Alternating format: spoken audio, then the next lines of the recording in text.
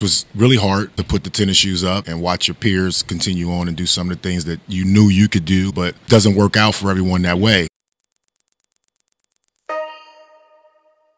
Melvin Levett, born April 25th, 1976. When it comes to sports, it's special because although we're all playing the same game, we each take different things from it and get to experience life as an athlete all differently, all at the same time.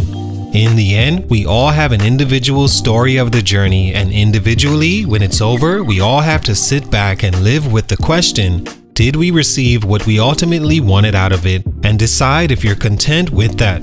Today's feature after college had a pro career that lasted 4 years before he became many things like a school teacher, basketball skills trainer for boys and girls, motivational speaker, and tennis coach. He even had an NFL tryout with the Cincinnati Bengals to see if his insane athleticism could transfer over to the field when the hardwood court rejected it. Melvin Levett was the 54th overall pick, selected by the Detroit Pistons and soon traded to the Los Angeles Lakers, who waived him before he could play a minute in the league. Researching Melvin and his story, I often thought about what a night like June 30th, 1999 must have felt like to watch an entire first round of the draft go by, then pick after pick in the second round. You get to the final 10 picks, and at this point, your mood has to be dejected, and I'm guessing so is the entire room of family and friends. Then 4 picks in and your name is called. You beat the buzzer as a huge sigh of relief that all wasn't lost. At the very least, you can finally say you were an NBA draft pick. But the excitement doesn't last very long, as Melvin Levett was traded about a month after, then released just when the dream was about to get good, not to mention official. The difference between saying former NBA player and former NBA draft pick. 4 years of professional basketball then flew by as Levett had to settle for a regular job and being treated as a legend in Cincinnati, a city he adopted and mainly represents, saying there's no better feeling than the love and respect he gets just walking around the town.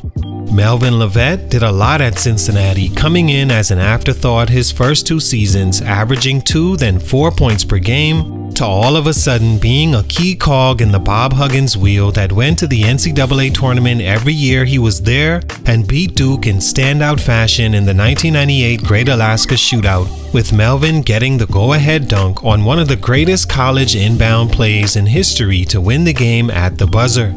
It may not have been a lot as far as what he got out of the NBA experience, but it was an opportunity, and for these reasons, Melvin Levett never got that again. What happened? Let's talk about it. Salute to SK on IG for this request. It's your boy JC Stunted Growth. Let's get it, man. Take a minute to like, subscribe, and comment on who I should do next. Melvin Levett was a listed 6'3" shooting guard from Cleveland, Ohio that became a star for Villa Angela St. Joseph's, then transferring to Oak Hill Academy after his junior year before concluding his high school career as a senior at Euclid High School. He wanted to remain close to home and decided on Cincinnati to play for Bob Huggins. Like mentioned, after his first 2 seasons, there weren't any indications he'd even have a shot at the NBA until his junior and senior years when he became an all-conference performer. He set the single-game record in the conference for threes in a game and defeated the top school in college basketball, Duke, at the buzzer. It took 4 years, but Levett was finally ready to take the next step to the NBA. Or was he? Stunt number 1, a tweener out of position. When Melvin Levett was dominating high school basketball in Cleveland, flying through the lane for slam dunks and using his advanced for that stage athleticism to help him float through the lane at will, he never thought of the position he was playing and how it would eventually affect his basketball career. He didn't need to. In high school and college basketball, that's how it usually works.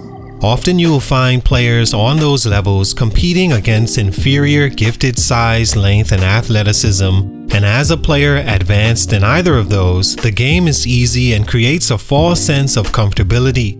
Not to mention you developing into those skills instead of the ones that can serve you better in your professional career.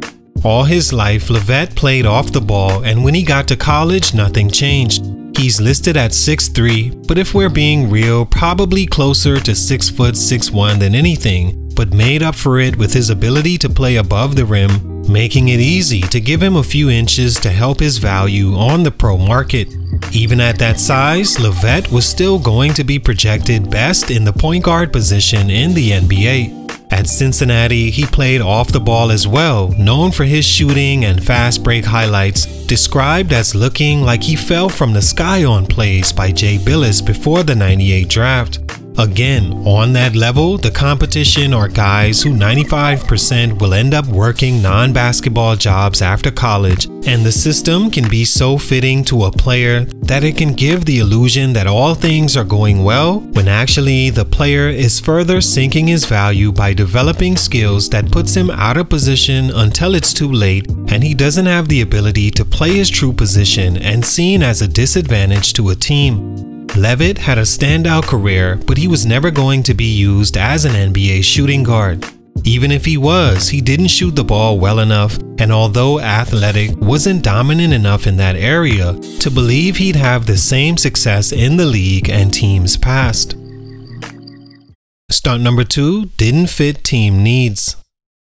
After being drafted in the second round, Melvin still had a chance. A team doesn't waste a draft pick if they didn't feel they could use you in some way. What you have to accept is maybe their best way of using you is to trade you straight up or package you for another team. Both Detroit and the Lakers decided it would be best to use Levette in this way. If only Melvin was the point guard they gave him the chance to show he could be. After a month with the Pistons and getting to play in their system, the team felt he didn't have enough point guard skills to lead their team and went on without him. September 31st, the Pistons traded him for 34-year-old Derek Harper to the Lakers, but Harper never reported to the team, instead retiring altogether after 16 seasons. The Lakers kept Levette for the preseason of 1999, and reportedly Lakers Jerry West once referred to him as the most selfish player he'd seen. Days later, the Lakers signed 36-year-old Ron Harper to a 2-year deal, and Levett requested a trade from the team and it was granted. In college, he averaged 1 assist for his entire career, averaging more turnovers every season. For a team like the Lakers, who are constantly in the spotlight and scrutinized, they have to remain competitive. Melvin Levett as your point guard only seemed like a disadvantage, especially after a GM like Jerry West said what he allegedly said about him. Stunt number 3, never getting a real opportunity since. Jerry West's comments alone could end your career, and so too can joining lesser leagues and not showing you belong on a level higher. After requesting a release from the Lakers, Melvin joined the Cincinnati Stuff of the IBA, a league that only lasted a few years before moving on to the Harlem Globetrotters and a few more minor leagues before it was over, and he transitioned into running a skills and training academy. He'd go into coaching and speaking across the country to youth basketball players, and since 2020 teaching second language English. For a questionable 6'3" shooting guard that didn't quite make enough noise in the minor league, the NBA never called. By the looks of it, Melvin isn't at all hung up on it, which goes back to those questions earlier a basketball player at the end of his road has to ask: are you satisfied? All in all, of course a player right on the doorstep would want things to have went a bit differently, but at least opportunity was there for Melvin Levette, which is more than most even achieve. Solid college player that became a Hall of Famer at Cincinnati, but for these reasons his growth was stunted. Salute, much respect. It's your boy JC Stunted Growth, and I'm out.